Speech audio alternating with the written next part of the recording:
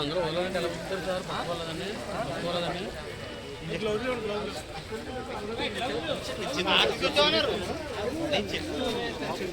చెప్తాను అప్పుడు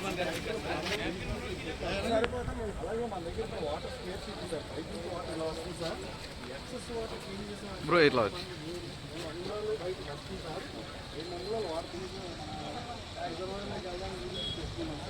అలాగే ఇక్కడ మనం ఈ స్పాన్ కలెక్షన్ ఛాంబర్ ఇది సార్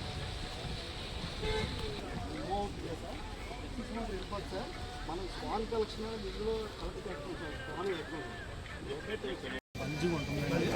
మంచిగానే కాకుండా ఇది కొంచెం మెత్తగా ఉండాలి. అంటే బ్రీడింగ్ పని చేస్తారు, మెత్తగా ఉండాలి సార్.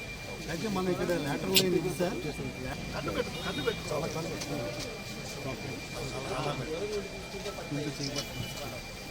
సీనియర్ మీరు కొంచెం అనుకున్నాను. Now you can just push it. Go up to my head.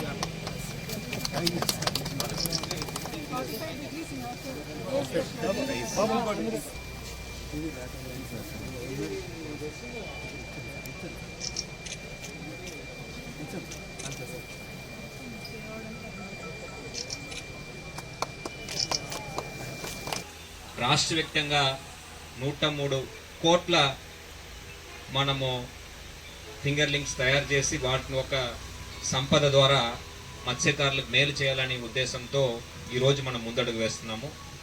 దీనికి ప్రత్యేకంగా మన జేడి గారికి ధన్యవాదాలు చెప్పాలి. ఆయన ఇలాంటి ఒక విధానాన్ని రూపొందిస్తూ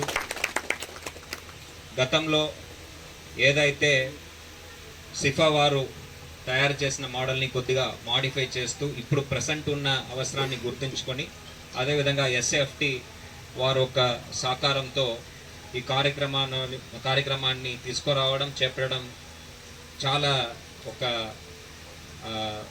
I would say very very innovative approach. తప్పనిసరిగా దీని ద్వారా చిన్న సన్నకార మత్స్యకార సోదరులు, ఇప్పుడు బోట్లు పెట్టుకున్న వాళ్ళు, సముద్రానికి వేటకు వెళ్ళిన వాళ్ళు చాలామంది ఉన్నారు. వాళ్ళకి జీవనం ఏదో రకంగా సాగిపోతుంది. ఈ ఇన్లాండ్ వాటర్ బాడీస్లో వాళ్ళు మన మత్స్య సంపదని పెంచుకొని దాన్ని నమ్ముకొని ఉన్న మత్స్యకార సోదరులు అందరికీ కూడా ఇది తప్పనిసరిగా ఒక ఆదాయ మార్గంగా ఉంటుంది. ఒక అంచనా వేశాము. మన జిల్లాలో కాకినాడ జిల్లా తీసుకుంటే మనము ఎన్ని చెరువులు తీసుకోవాలి, ఇక్కడ తయారు చేసిన స్పాన్ని మళ్ళీ ఎన్ని హ్యాచరీస్లో మనము వదులుకోవాలి, అదేవిధంగా అక్కడి నుంచి వాళ్ళు అవి పెరిగాక ఆ వాటిని దాదాపు ఒక 730 చెరువుల దాకా వదలడానికి మనకు అవకాశం ఉంటుంది. దాని ద్వారా మనం అంచనా వేసుకుంటే దాదాపు 15 నుంచి 16 కోట్ల రూపాయల సంపద మనము సృష్టించే అవకాశం ఉంది. మనం ఖర్చు పట్టేదేమో కేవలం 20 నుంచి 25 లక్షల రూపాయలు ఖర్చు పెడతాము. బట్ 14 నుంచి 15 కోట్ల రూపాయల సంపద.